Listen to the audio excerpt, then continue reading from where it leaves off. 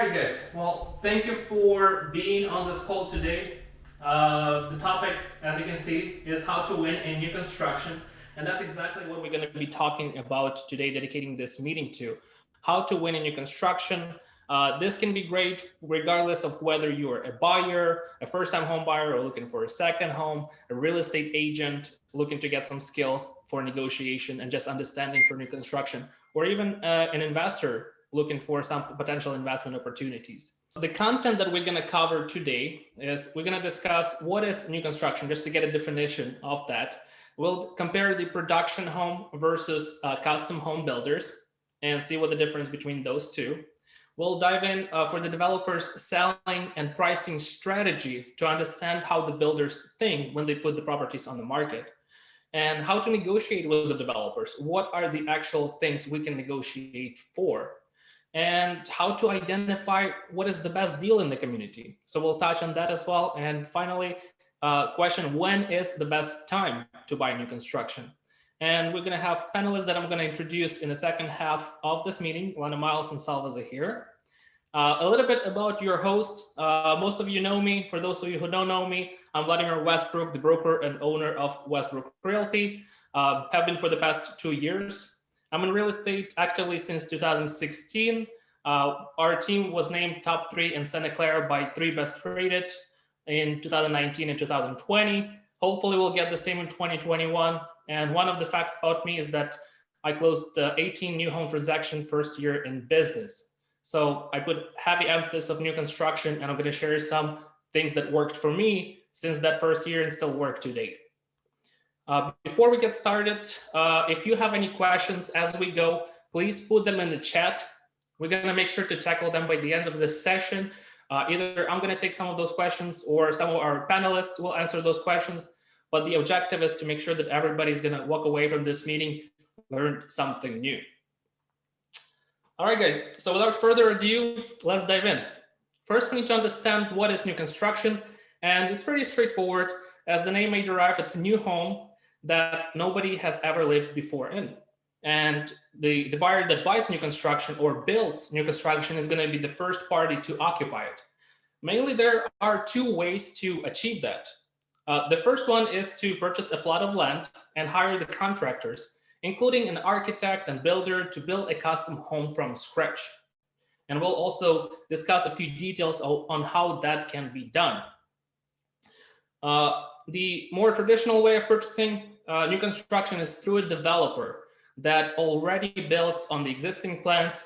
Typically, they have an option to select design and finishes for the units that they are selling in the development. And we're going to put a bigger emphasis on those homes, which are called the production homes, right? So the main difference between custom home builders, what differentiates them from production, is that you have more freedom to customize the things that you want to do. You typically need to acquire land, or perhaps the buyer already owns a land they want to build on. So the next step is to create a floor plan of what that development, what that house is going to look like. This is usually when the architect gets in. And sometimes you can have a company, a builder company, that covers all of that together, right? They take care of the architect, the drawings, the planning, and the finishes. Sometimes you may want to separate that into separate segments and have different party taking care of different element of the construction. There are more steps involved here, so whoever wants to build a custom home can expect a much, much bigger involvement in the process compared to the production home. And the production builders, those are the builders that most of you are familiar with. Names like KB Home, Lennar, D.R. Horton, Pulte. Those are the big developers that you can find all over the nation. And typically, when it's a first-time home buyer, they go to the production. It's very unlikely that the first-time home buyer is going to be building a custom home because of the costs, financing, and involvement in the process. But we're going to touch on that a bit later today. So the production builder usually offers a home and land as a package.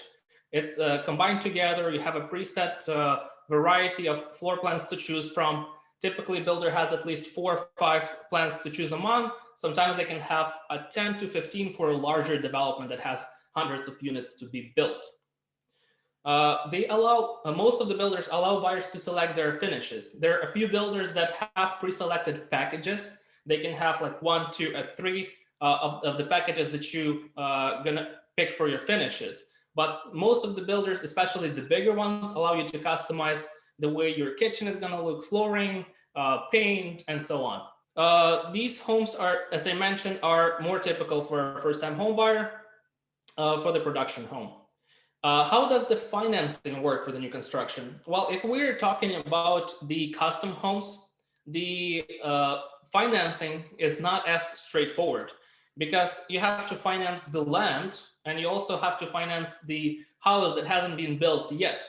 So typically, whoever builds a house, they need to provide a schedule and a plan for the construction, right? They need to show how they're going to build it and what is the estimated budget for them to construct this home. And even if the loan is approved, it's not going to, the buyer is not going to receive the full amount right away. They're going to be getting the money in pieces on stages of the construction. So for example, if they need to complete foundation and some other items, they first have to get money for that portion, complete it, show to the lender that they completed this portion, and then get the further financing. So because of how complicated this process is, sometimes the lender may ask for proof of the previous projects that the party has experience building. It's not their first home that they're building, because they want to make sure that they're going to finance a project that's not going to be abandoned and that they are going to get their money back.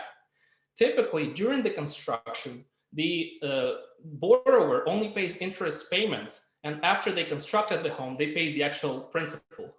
So one thing to understand, and this is actually a very common misconception, is that we do run into buyers that think that they can finance it through typical bank like Wells Fargo or Bank of America or their credit union, while it's not the case.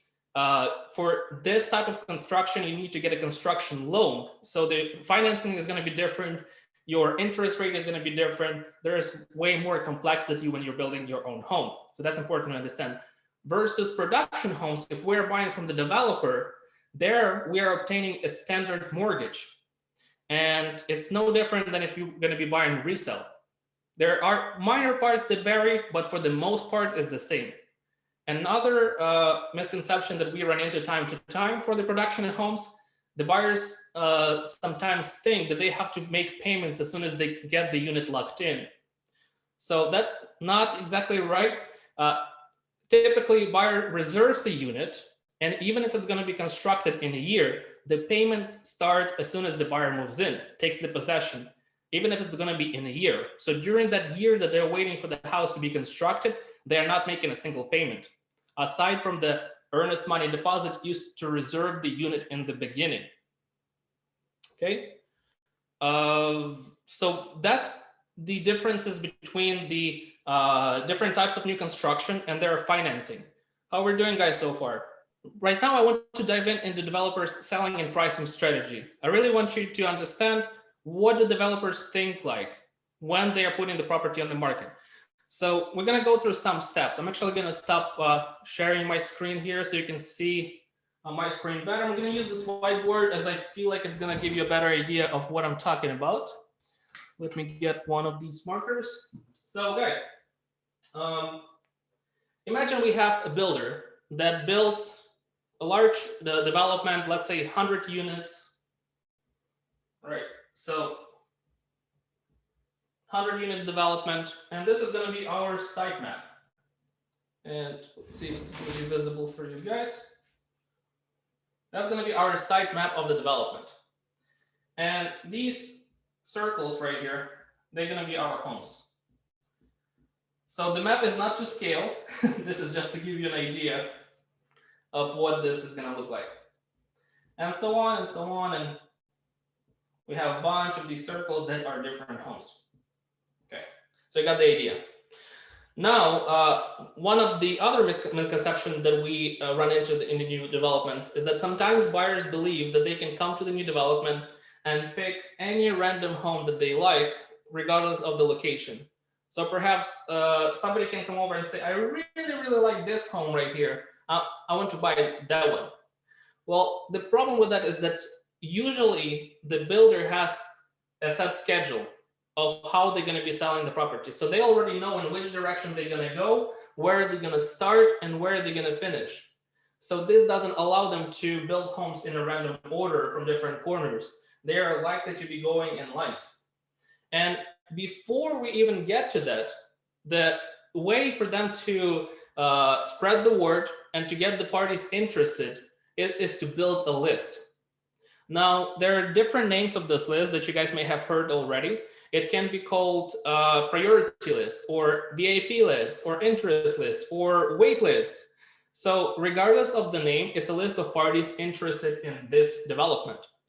The developer usually starts doing this way ahead of the sales. That can be 6 months, that can be 3 months before.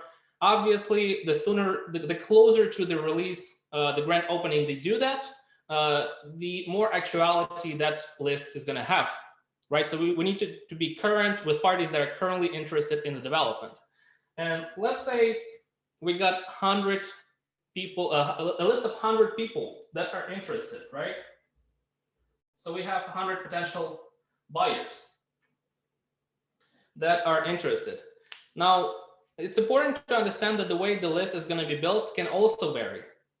It can be just 100 of emails that the developer is going to be updating every so often with the stages of the project. Or if it's priority list or VIP list, a pre-approval may be required to get on the list. So if the developer wants to make sure that only serious parties, the actual buyers, not just potential buyers that are interested in it, but people that are ready to go through pre-approval through the developer's preferred lender, are going to get on this list. And they sometimes do it in the priority order when they submitted their application. So for example, if Sandra here applied for pre-approval on February 22nd, and we have Sandra here who got pre-approved. So Sandra pre-approved, let's say on the 22nd, and Gina here got pre-approved on 23rd. So Sandra is going to take priority when the developer picks their next buyer, right? So they're going to have a time step of when they submitted their application. And that's why it's called a priority order. Sometimes developers choose alternative strategy where the priority order doesn't matter as much. They can have it on a first come, first serve basis, or my least favorite, lottery. They can have 100 people, and it doesn't matter if you registered 6 months ago or yesterday, they're going to pick a random buyer that's going to buy it. And I don't see that as necessarily fair if you've been waiting for 6 months and then somebody who registered yesterday just got it. So those are the different ways that they work with this list. But more often than not, traditionally, they get the list of people and then they organize the next step, which is a pre-sale. So they say it's not public yet. We haven't had our grand opening, but you have an opportunity to be the first buyer in this community. And what they do, they typically take a small piece of the construction and they release just that piece. So for example, we have 5 homes in this square right here. And so only these 5 homes are going to be available for sale on our pre-sale.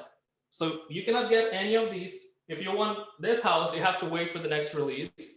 And let's say they're going to be moving in this order, 5 homes at a time or so. But right now, the developer's objective is to drive as much interest for these 5 homes. Now remember, guys, we have 100 buyers. So obviously, not everyone is going to get home. So we have potential 5 happy homeowners. They get to reserve a unit here, right? But there are still going to be 95 people left in the list. And this is where it gets interesting. So everything starts with a pre-sale, and they can have 1 or 2 releases for the pre-sale. So these homes are gone. Okay. What happens next is they can throw a grand opening, because by this time they may have homes that are ready. You can actually take a look. They may also build some models for you to see what the home's going to look like, and they throw in grand opening. And this is where they start increasing the prices. So because they created the demand, right? Only 5 homes available, and there's 100 of people. The demand is still there. So they may, if we're talking about, let's say, $1 million homes, they can have an increase of $20,000. Obviously, this may scare off some people, right? They may lose their interest if the prices go up. But on the other hand, this may create more interest because people feel like, oh, the prices are going up. I need to buy right now while I still have a chance. So imagine we have now not 100 people, but 90 buyers. Well, it's still enough for these 5 homes. And then as soon as these disappear, we have 5 more, and the prices go up. And so the builder keeps going in these releases, right, in this order that is pre-written, and they keep going, and so on and so on and so on and so on. So chances are, whoever bought here bought it for way, way less than the person who's going to buy it at the end right here. So guys, please get me right. It doesn't mean that every release, the price necessarily goes up by exactly the same amount, because they still feel the market, they see how demand is, they keep an eye on how many people they have on a list. So as long as we have a lot of people on the list, the developer is going to keep increasing the prices.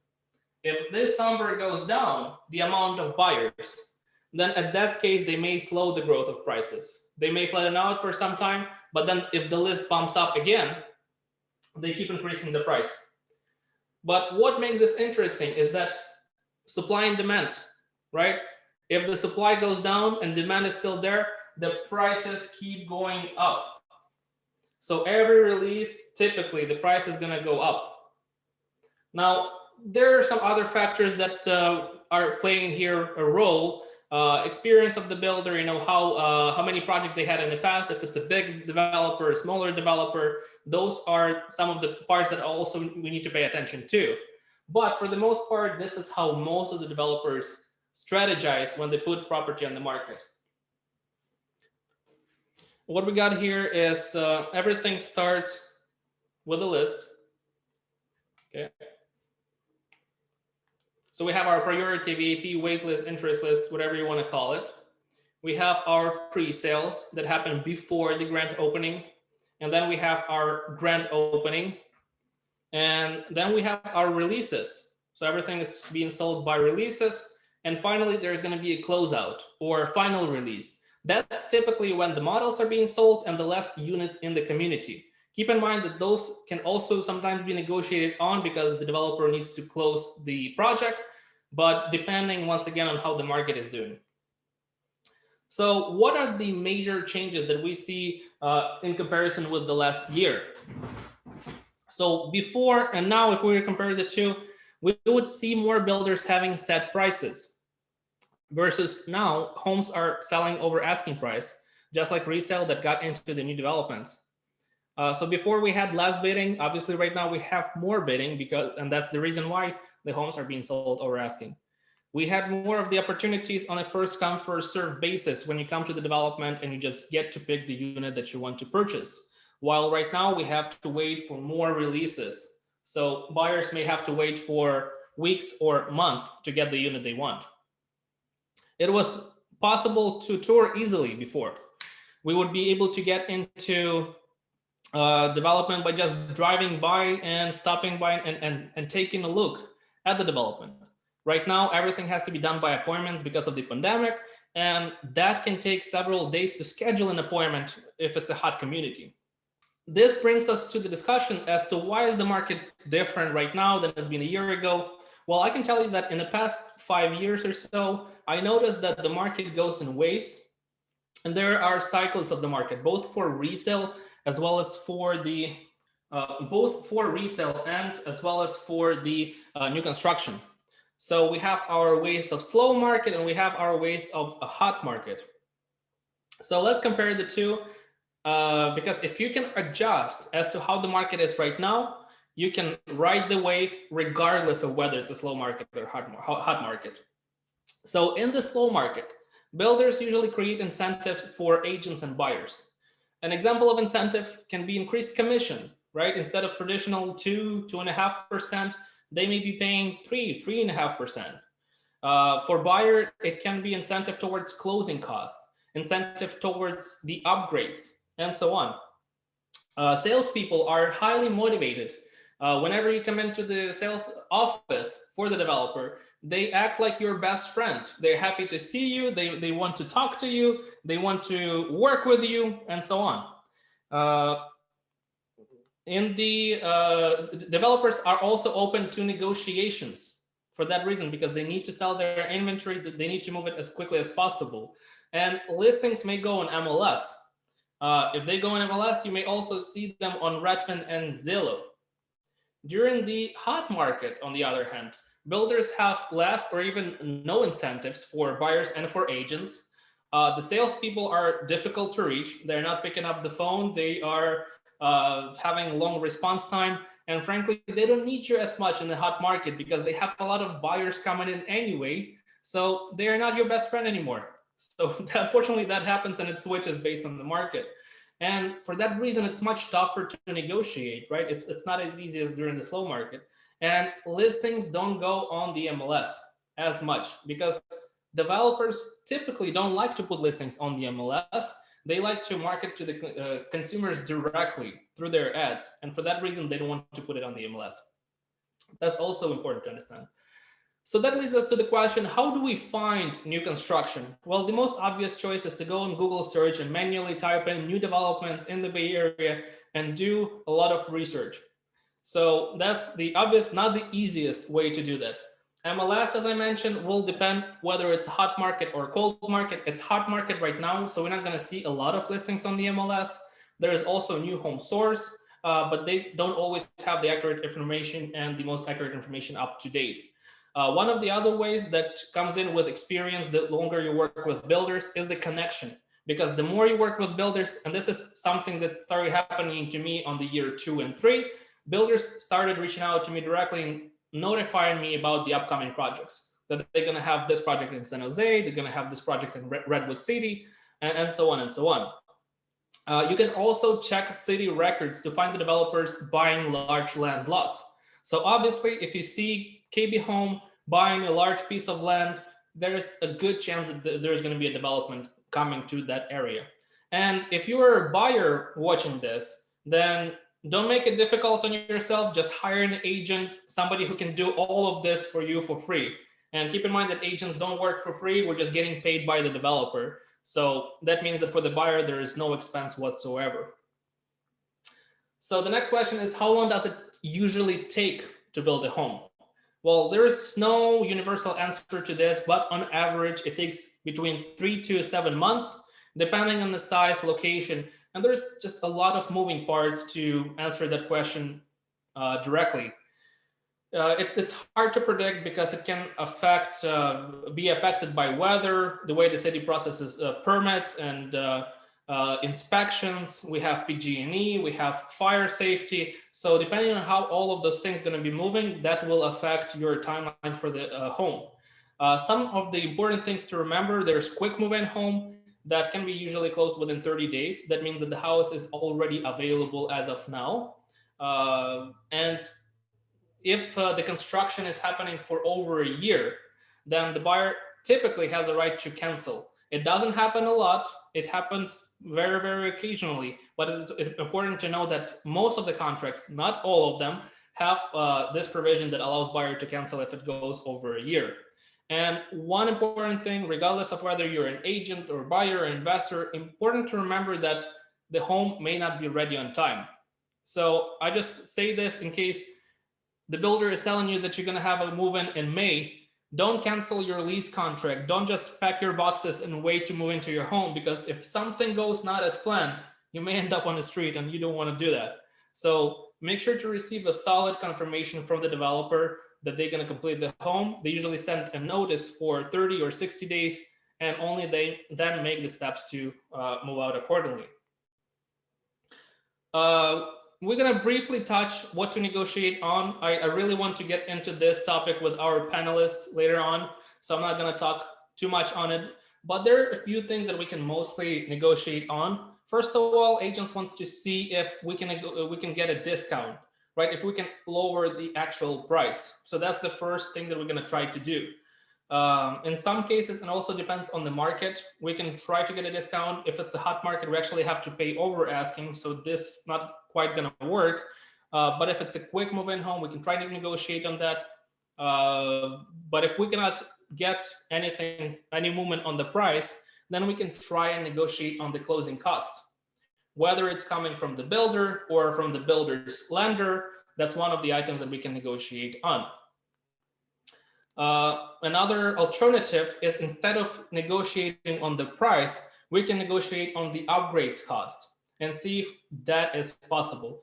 Especially if it's a big builder and they build the upgrades internally instead of hiring an outside contractor, it's easier to negotiate on the cost of upgrades than the price, because they may want to keep the prices on the same level, right, and keep on increasing the releases and keep on showing the higher prices on their price sheets.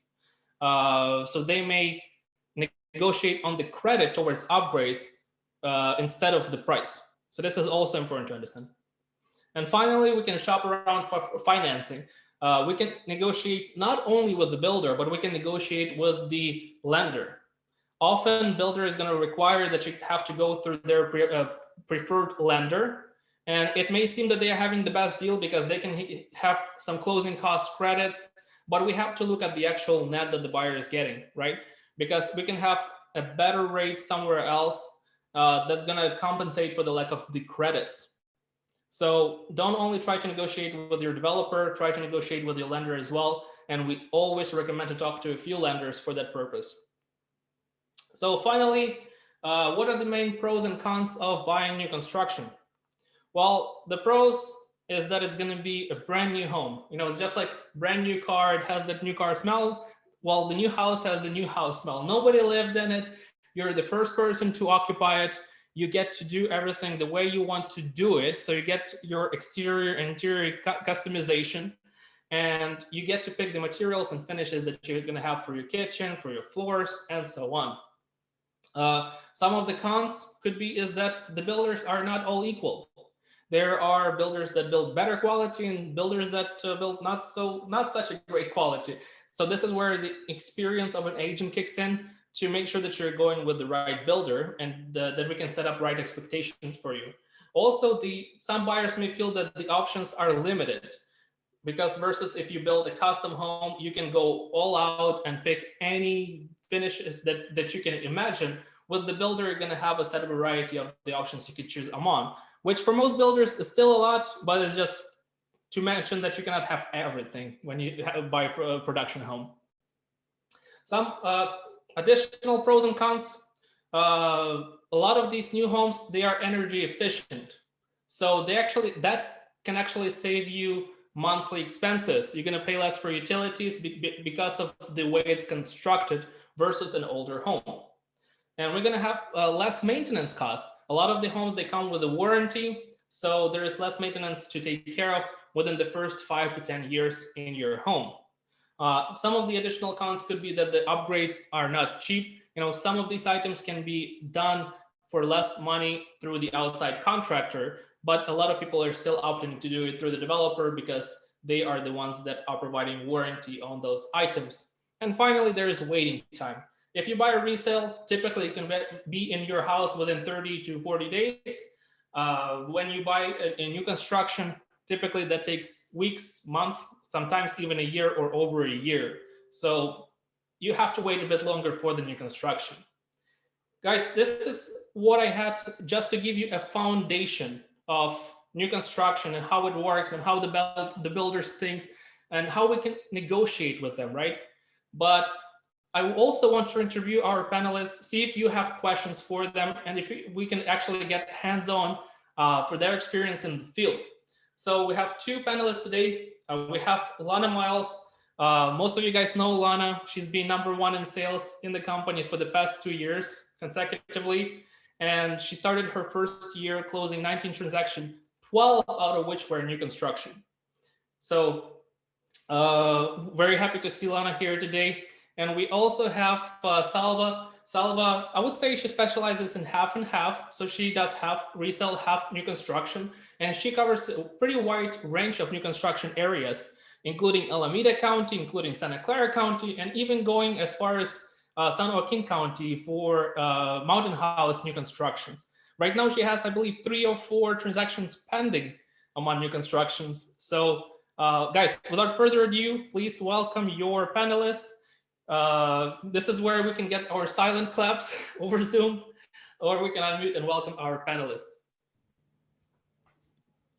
All right. Okay. Hi, guys. So guys, I'm gonna stop sharing my screen. I have prepared some questions here that I would say are the most common questions that I would get working with buyers, and wanted just to possibly see you take turns on these questions, or maybe have both of you answer some of them. So one of the basic one is, what is the main difference that you notice between resale and new construction?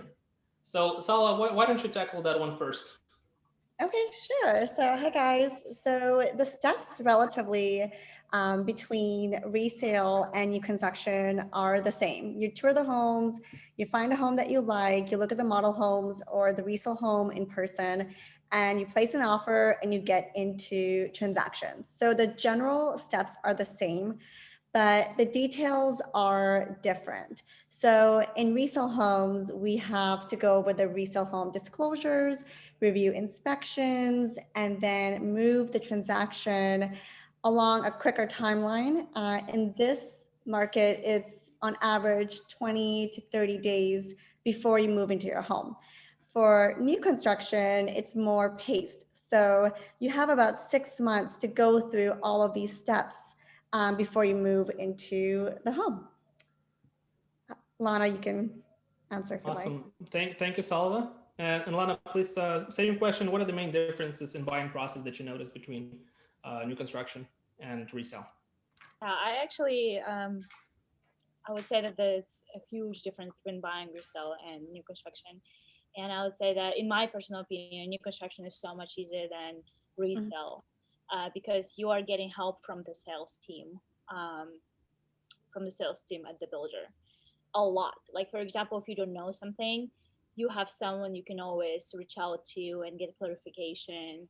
And especially for those who are new, I think new construction, this is the way to go, because resale, there's way more, the paperwork itself is way more complicated. New construction, the only thing that you really need to make sure, you need to make sure that your buyer follows all the deadlines. Like, for example, when the contingency has to be removed, when they have the appointment for the design studio, that's your primary responsibility. And if the builders are doing something that they're not supposed to do, you have to notice that and then inform your buyer and then the broker if needed. That's primarily what you do. In resale, well, this is just, I would say, maybe 5 times more that you have to do as a realtor. So yeah, just to sum up, new construction is easier than resale, in my opinion. Great. Yeah, I like the comment that you mentioned regarding the sales people at the sales office for the developer. They're often a huge help for the contract preparation and those items, versus in resale, mostly agent has to do that workload. So both good answers. Thank you, guys. Uh, Another one that happens quite a bit is, what are the benefits of hiring a buyer's agent? So if somebody approaches you and asks you this direct question, what are the benefits of hiring you? How do you take that question? And let's switch the order here. Lana, why don't you go first? Yeah, so I don't see why not.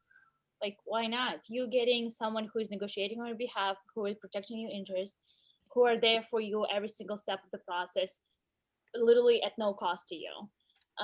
If your client tells you, oh, maybe I can use this, the fact that I'm not hiring an agent, maybe I can use it as a discount for the purchase price, which is absolutely not true. And I know even some builders, they make it really clear, we cannot negotiate the commission from the price, because the price is a price, and the commission, the fund for the commission, is a separate, it's a separate, I don't know how to say, department, or separate reserves that the builders are using to incentivize realtors bring in more clients.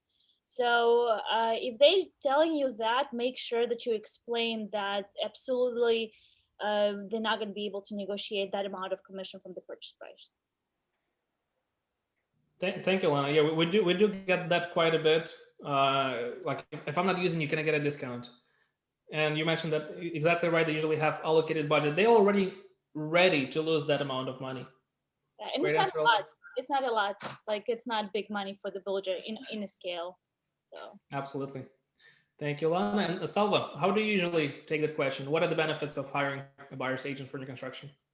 So when I normally talk to my clients, I tell them when you walk into a new construction site, that on-site agent that's working in the model home and showing in the model home, they're super friendly and nice, but they do not represent the buyer. They're representing the builder, and it's their job to get the builder top dollar and under the best conditions. That's the primary thing. And as Lana mentioned as well, your agent that's representing you, also known as the buyer's agent, we're your advocate. So that's from speaking with the builder's agent for negotiations, throughout the transaction when you get into contract, supporting the different parties that are involved, and especially also during your design appointment. This is where your buyer's agent is super helpful, because I go to, at least I think all of them, I've gone with my clients to their design appointments, because if there's an upgrade or something that they like, I can let them know on a general basis of how this is going to affect their resale value and if it's significant enough to include it. Absolutely, that's great. And actually, one of the questions that we can segue right into is how much are you involved in the process? So you kind of started touching on that. So can you expand it a little bit more and mention some other things that you can be involved in as the buyer's agent? And Salah, if you can continue the thought. Sure. So I actually personally like to be as involved as possible for my clients, and many ways that I do this. I mean, the first step that we all do is negotiations and really advocating for our clients to get into the community, especially in this market.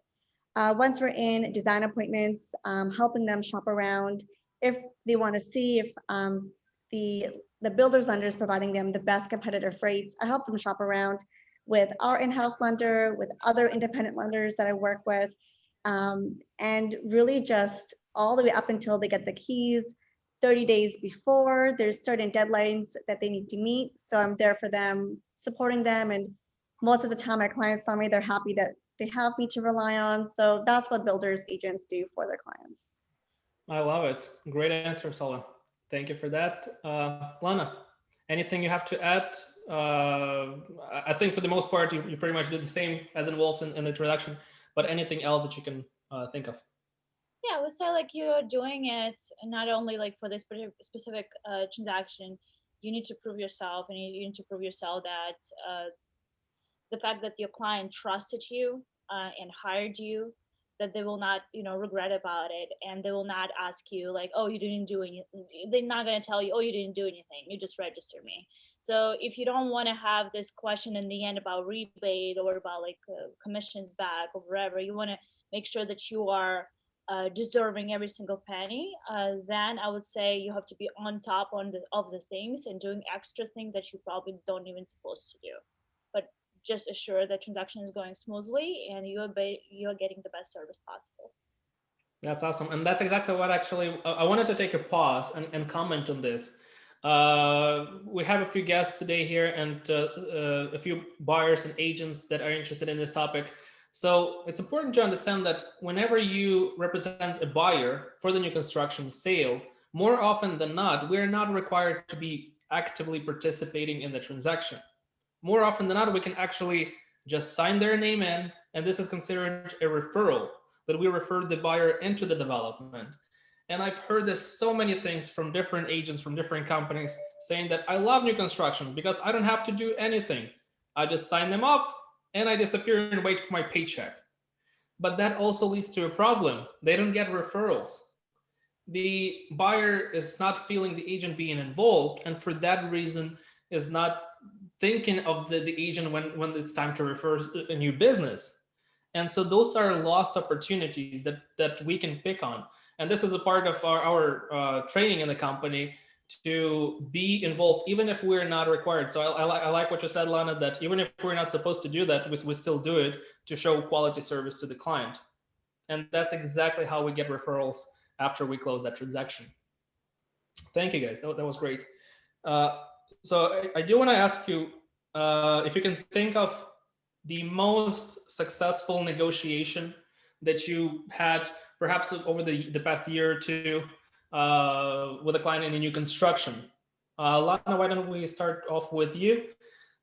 Think of your one of, I know you had a few, but what is like the one that stands out from the others?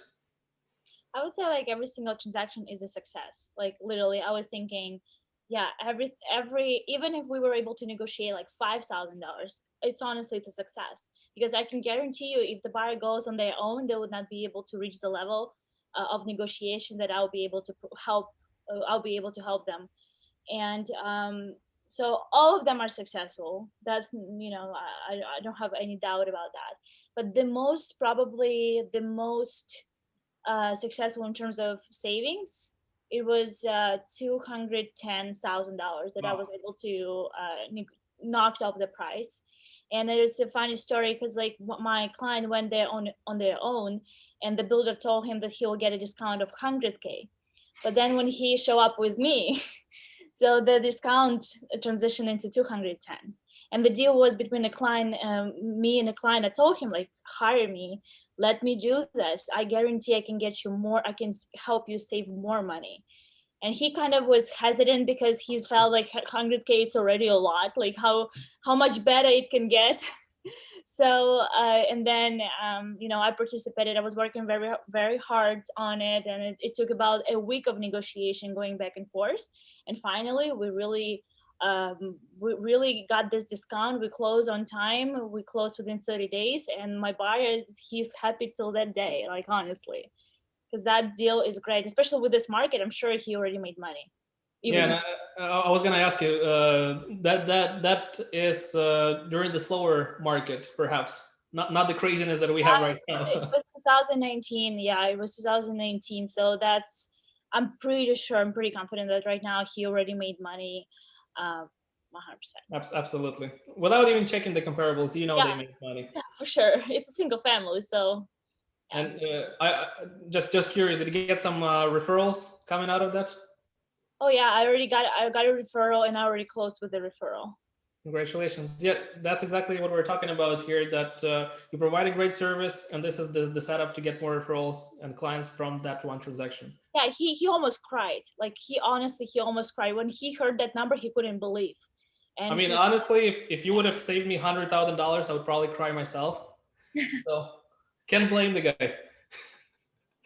All right, thank you, Lana, very much. A great story and great answer.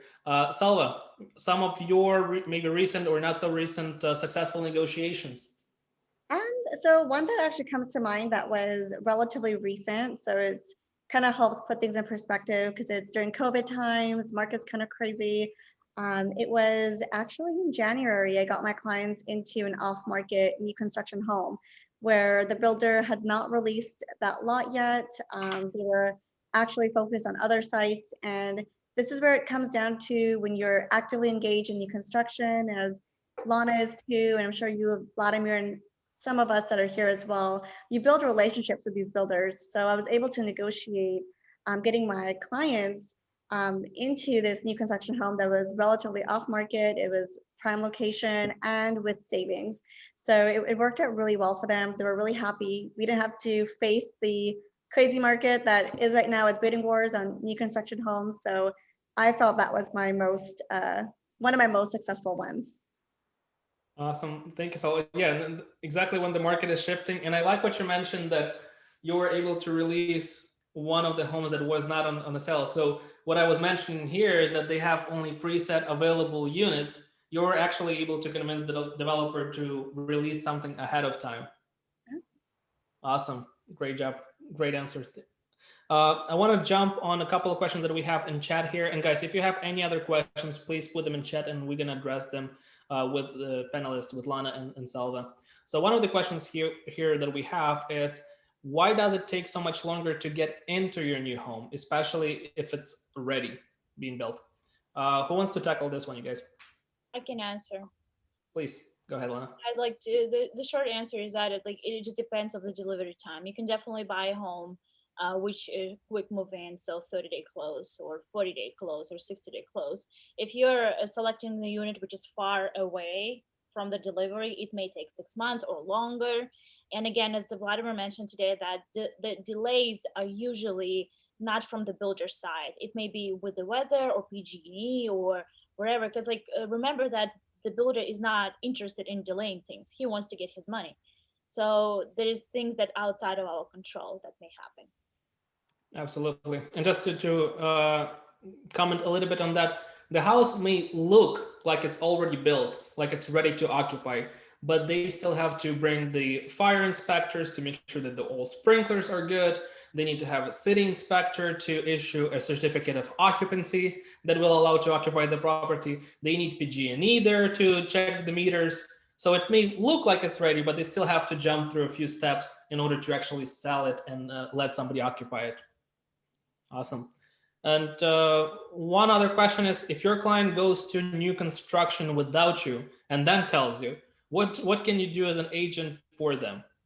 Salva, why don't you tackle this one? Yeah, I can answer this one because I've been in this circumstance myself a few times. So Sandra, what I would do is I would reach out to the builder's representatives and see if your client's registered, and if they did, to let them know that you have been working with your clients as a buyer's agent. Because if you are not registered with your clients, you may not negotiate for them on their behalf. And there's sometimes where clients would be very willing to reach out to the builder's agent and say, hey, we are working with Sandra. We would like to have her be our advocate or builder's agent. And most time than not, the builder's agent will send you guys a DocuSign form digitally so that you guys can get registered accordingly. But I would jump on that very quickly, because if they're registered with another person or another agent, then it makes it more difficult for you to get assigned to them. Absolutely. Yeah. Lana, do you have anything else to add? Yeah, I see another question. Can I respond? So first, just to add a little bit more to the previous one, you always want to have the first initial conversation with the buyer and let them know how important that is, not to go to the development by yourself. The way usually we lay it out, we say that if you go to the development without me, you may lose the opportunity for me to negotiate on your behalf, right? And even after this phrase, things happen, they can go to the development. You just have to come back to this conversation and explain the importance of it so that they get it. And at the end of the day, if you have a buyer that purposely goes to the developments without you, you may want to consider whether you should continue working with the buyer if they purposely do that over and over. But it does happen sometimes. Solana, I wanted to tackle the next one. If the builder is the one who pays you, how is that your loyalty is to the buyer? Yeah, so I would like to answer that one. Like, first of all, that there's a lot of different realtors. Like, just to give you an example, like everyone has a driver license, but it doesn't mean that everyone is a good driver. So the same happens with real estate. It matters a lot who you work with and who represents you. If the builder pays me commission, how I'm a lawyer to the buyer, like first of all, in California, sellers always pay the commission. So whether I'm gonna do a resale or I'm gonna do a new construction, seller is the one who covers the real estate cost. So there is no cost to the buyer, any buyer out there, that the buyer has to pay directly to the realtor. And why am I motivated to represent the buyer's interest? Because in our industry here, the most important thing that we have is a reputation and referral business. If I'm gonna do a bad job for you, you're gonna leave me bad review, you're gonna badmouth me like around your friends. So I'm not gonna be able to ever get any business from you. And that's something that is probably the most important, the most crucial in our business or any other business like real estate. So to answer your question shortly, I'm motivated to represent the buyer. This is my fiduciary duty and take care of the buyer as much as I can. So the buyer can be happy, so he can bring me more business, I can get more referrals, I can make more money, I can be happy, and can be better realtor.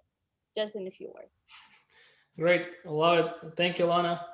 And I guess one more thing to add: if you want to make this loyalty official, then get into the buyer broker agreement. This way, it's on the paper that the agent owes fiduciary duty and all of those items if verbal conversation is not enough. So just add that. A couple more questions. So Sandra here says that she did let the buyers know that they have to go with her, but they still went without her. So like I said, like you want to establish it a couple of times, but if it's a repeatable thing, you may want to have a conversation with them, uh, like a hard talk of, if you want to for me to represent your interest, this is how it's supposed to work. But if you don't want me to represent your interest, that I'm sorry, but I don't think this is working out. Obviously, you cannot force someone into this, but if you can provide the service and they're ready to accept it, then we can provide that service. One more question that we just received. Do we need an agent when we're initially touring model homes? Or how early should we get an agent? Guys, who wants to tackle this one? I can take this one. Go ahead, Salva. Hi, Gina. So to answer your question, normally we recommend to get an agent as soon as you start even thinking about a home search. And what I like to tell my clients, and when I initially speak with them or meet with them, I ask them and tell them, you tell me how hard or how much you want me to work for your home search. Do you want me to be very active? Do you want me to be more paced? And that way I'm working at the same level that they're comfortable with. When you go tour those model homes, even if you go without an agent, they're going to have you register in. As soon as you register without a builder's agent, you're basically signing off from not having someone represent you, advocate for you, and negotiate on your behalf. So it is very important before you tour the model homes to have a builder's agent on your side, and especially with someone that is going to communicate and work with you at the pace and level that you want them to. So I have clients that, for example, have me send them homes every single day, and I message them all hours of the day because that's what they like, and that's fine with me. Or I have some agents that tell me, Selva, once a week is fine for now, and then we do a strategy from that point on. I hope that answers your question, but the sooner the better. Thank you, Salva. Lana, do you have anything to add on how early should you get the agent when thinking about construction? Yeah, I would say that I agree with Salo 100%. So the earlier you can, it's, if you feel sick, you're gonna go see the doctor, right? If you have a legal problem, you're gonna go and hire a lawyer prior you have your court hearing scheduled. That's why I'm not understanding why people have a different opinion how they have to behave on with a real estate purchase. Keep in mind, when you're buying a property, you're making financial commitment as well as you're making legal commitment. So in the problems, like, people are so laser focused on the price and they want to, like, the best price possible, which I understand, but there's also a lot of other details in a transaction that you should be aware of and get a consultation by a professional. And as I said, it's really important who you work with. Like, I'm not going to speak for all the realtors and saying that all realtors are great. You're going to get the same experience by working with different people. No, just be very selective, interview a few agents, choose the one who you like, and just go from there. Yeah. Yeah, it's really important you choose an agent that works the same way that you work, because they're going to communicate the same way with you. And you want someone who's going to be very active, persevering, who's going to be on top of it. And that's what you're doing when you have an agent. You have to interview your agents. Yeah, just to add my 2 cents, you don't want to first pick a new construction and then rush to pick an agent, just like to pick anybody to have represent me to go to it. You do want to interview your agent. You do want to ask a few questions, find out what is their experience working with new developments, and then pre-qualify them and then go with them to the. So I would recommend to have the interview first and then go for the first appointment to the development with your agent. And just to pause for a second and take a side note, why does this rule exist of having an agent on the first visit? It's very simple to understand why that rule exists. I see half of you guys have your cameras turned on and have your not. So at least for those that have your cameras on, when you think about your day-to-day job, do you like when your job is easy or difficult? Sure. Who likes when the job is easier, right? So majority of you raise your hands. There is a few who likes their job difficult, I suppose. But here's the thing. If they work on their own and the buyer walks in without having an agent represent them, the salesperson is going to have an easy transaction. They will tell the buyer that this is the price that you have to pay. These are the closing costs. This is not negotiable. You just take this, just sign here, and we're going to be in the contract, right? Easy. But if Salva or Lana walks through the door, they're gonna be, oh man, not again. They're gonna be asking me about closing costs. They're gonna be asking me about upgrade. They're gonna be asking me about how much price we can cut, and so on and so on. We make their job difficult. It's as simple as that. But we do that difficult in order to protect interest of our client and to get paid if we do our job properly. So that is the reason they have this rule. And basically, if somebody walks in through the door without having an agent and then comes back and says, I want to negotiate, here's my agent that will negotiate on my behalf, they can simply say, no, we're not going to allow that because you were not with your agent on the first visit. We have that rule. And sometimes that's that. And if an agent has good relationship with the developer, they can still somehow make it work. But in some cases, when the connection is not established, the buyer loses the opportunity to buy that development with that agent. So it's important to understand. I also want to add, like, I think it's a really important point that as a consumer, you may not be able to have access to all the new constructions out there. So if you start looking on your own and you didn't hire an agent, and again, I just want to specify agent who specializes in new construction, maybe that agent can bring more to the table. Maybe he will be able to show you more communities and developers that you were not aware of. That is exactly right. And just like Salva mentioned, she was able to release one of the homes that was not even on the price sheet. Like, as a consumer, how do you get the knowledge that that can even be done? So very good, solid points. Love it. Thank you, guys. One more question just appeared in the chat. As the builders are now having an upper hand, how do we negotiate now? So this is where in the hot market, the negotiation changes, right? I would just comment quickly that our negotiation technique switches from what is the lowest price we can offer to what is the most reasonable price we can offer, even if it's above asking, but what is the one that's gonna win? Do you guys have anything to add to this one, or is that pretty much the strategy right now? Yep, I can definitely attest to that as well. Being that when you have good relations with the builder agents, they're able to give experienced buyers agents insight on the approximation of what the winning bids are going for these new construction homes.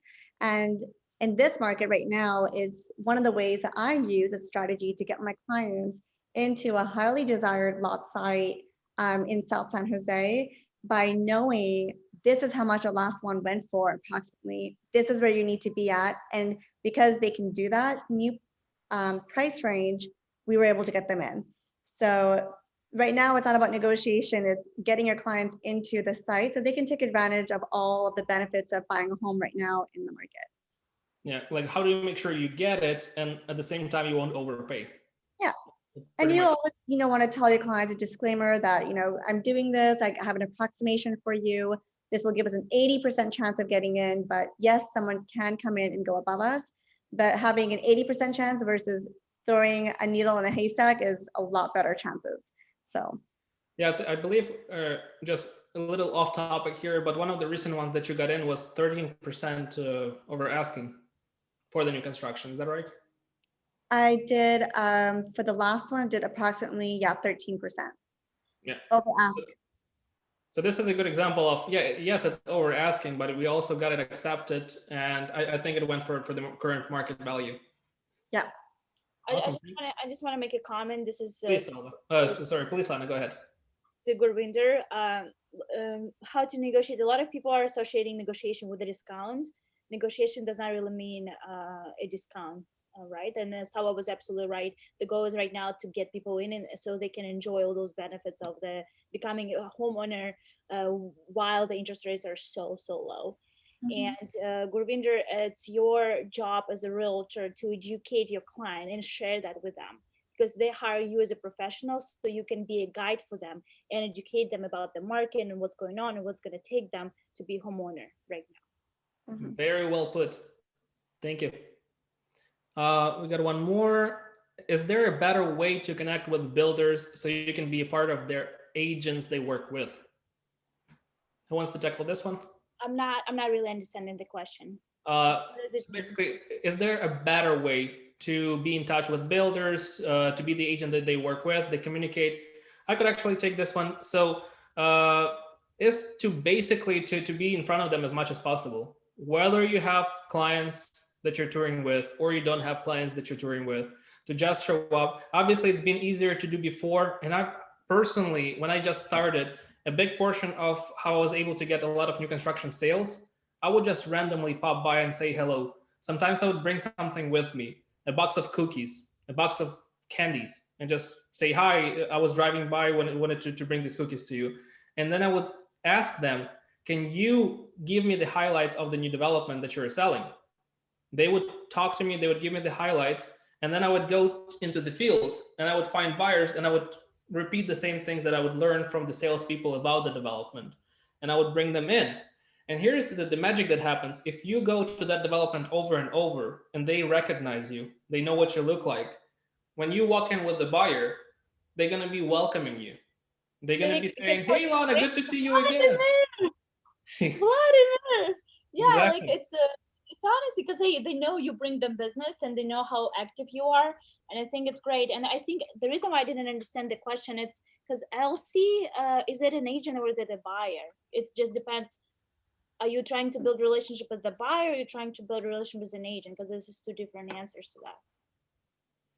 I'm an agent and I'm looking into getting into the field, and I like new homes. Me as a person, I would rather buy a new home than an older home if it's in a good neighborhood and all of that, because of the maintenance, because of that new home feel.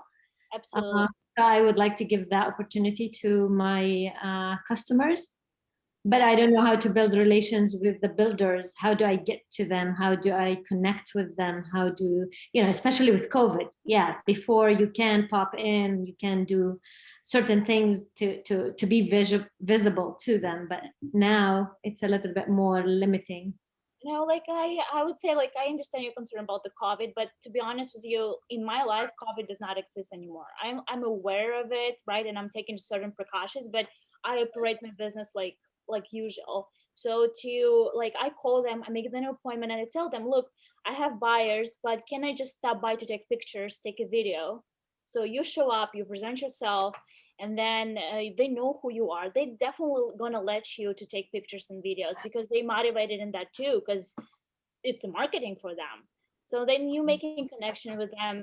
If you can get their business cards, and then you can follow up with them saying thank you for having me, this and that. It's all people's business. It's relationship business, and I'm sure that one day we'll reopen again, and they will gonna open up their offices, so everything will become so much easier. Mm-hmm. Absolutely.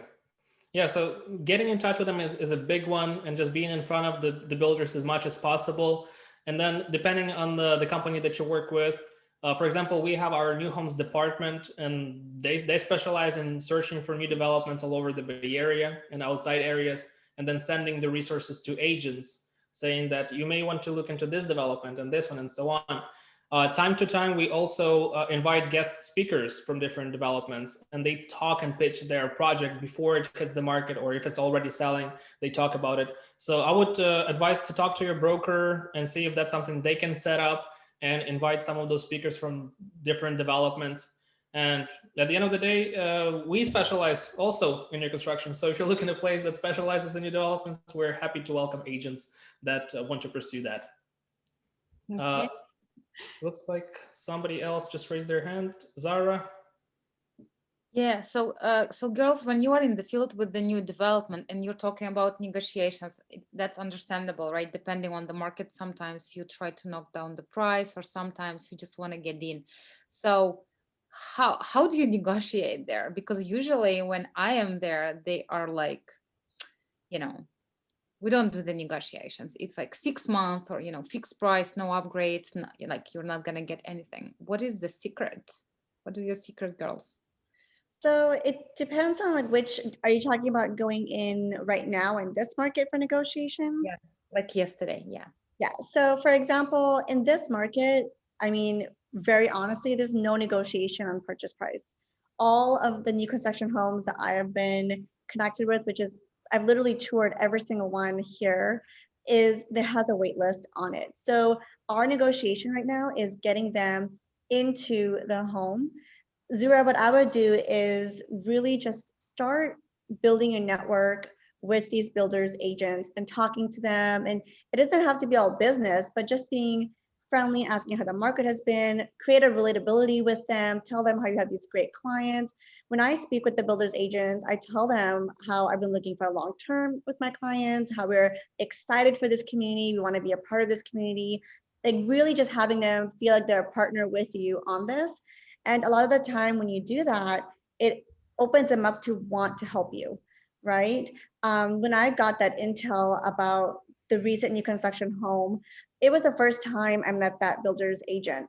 I had never met him before, but I was talking to him about the market and how crazy it is and competitive. And we really love this community, how it was by Pulte Homes, and we know that they give great incentives and we appreciate that. And when you start talking like that, it'll open them up to want to work with you. Yeah. Thank you. Yeah. Yeah, And a big portion of it is also Can you mute? yeah, yeah. we A big portion of this is exactly building the connection. Probably my second year in business, when I was walking into some of the developments, they would just grab the paper and say, okay, Vladimir is here. He's going to ask for this stuff again. Here's the best price that we can do. So they would right away be prepared for negotiations. But also to kind of look at a different angle, I want to ask a different question. What is the best deal? How do you identify what is the best deal in a specific community? Or which unit do you start looking at first and then building up from that? Why don't we start from Lana? So you're asking what is the best deal in a specific community, right? How you what are the steps to identify the best deal in a specific community? First of all, you need to know the market, right? You have to be aware of the sales, comparable sales in the neighborhood for the older construction, for the new construction, to the best of your ability. Then you usually the best deals is quick move-ins, because but builders are more motivated to negotiate on those. Can you explain why? Hmm? Could you elaborate a little bit more as to why quick move-ins are the best deal to negotiate on? Because builders want to get rid of them like as soon as possible, because they have to pay a higher interest rate. As I said earlier today, that builders are not interested to build inventory, keep inventory. They're willing to sell it so they can build more homes. So with that being said, I would say that quick move-ins will be your best bet ever in any new construction.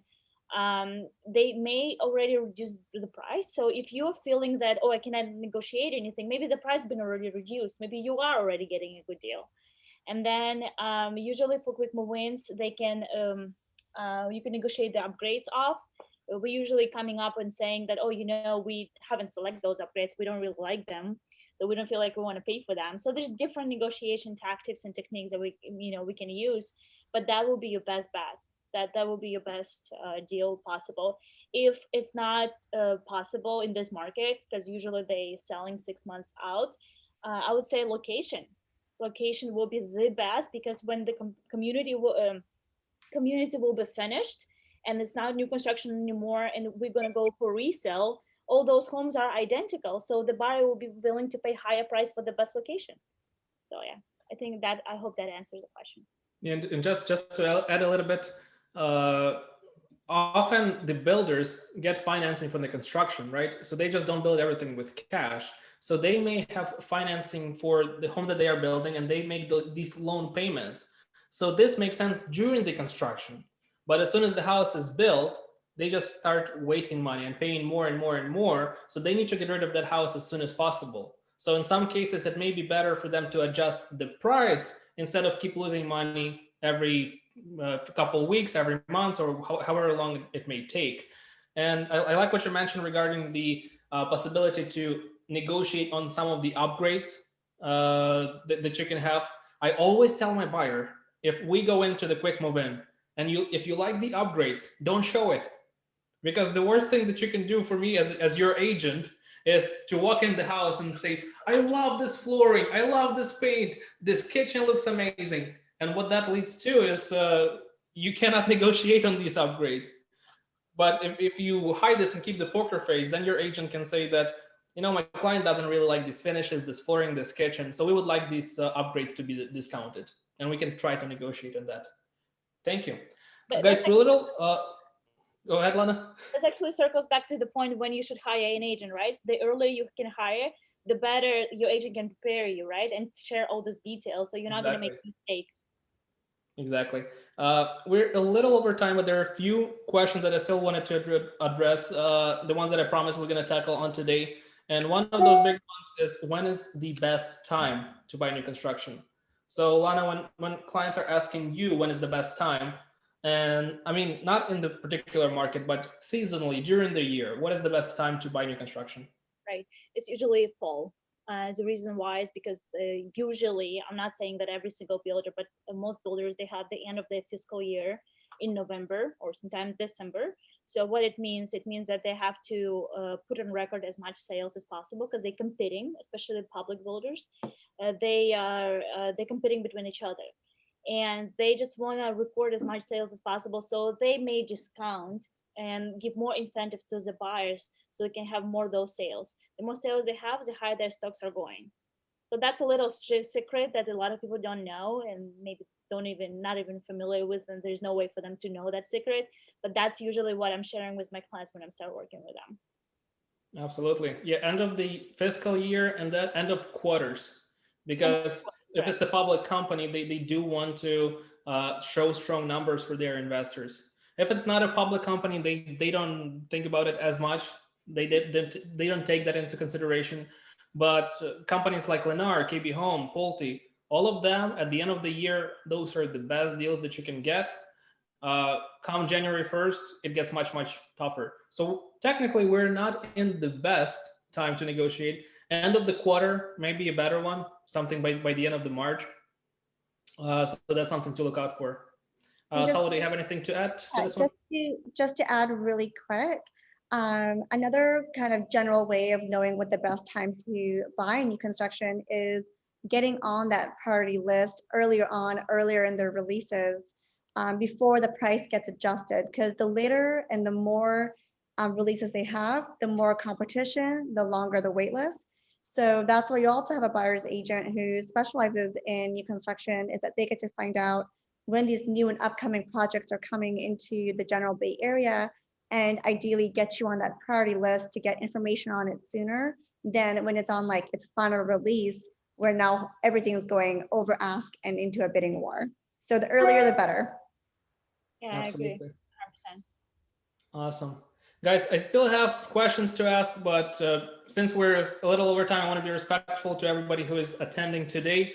So thank you so much for jumping on this session with us and sharing your secrets, Salva and Lana, on how you approach this, and sharing with us some of the techniques that you're using.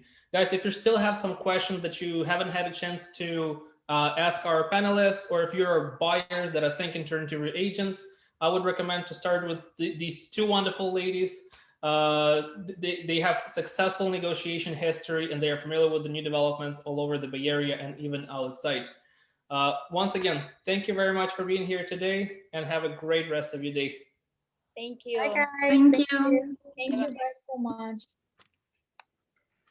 And I'm just gonna leave the contact information here in case anybody wants to get in touch with Lana or Salva.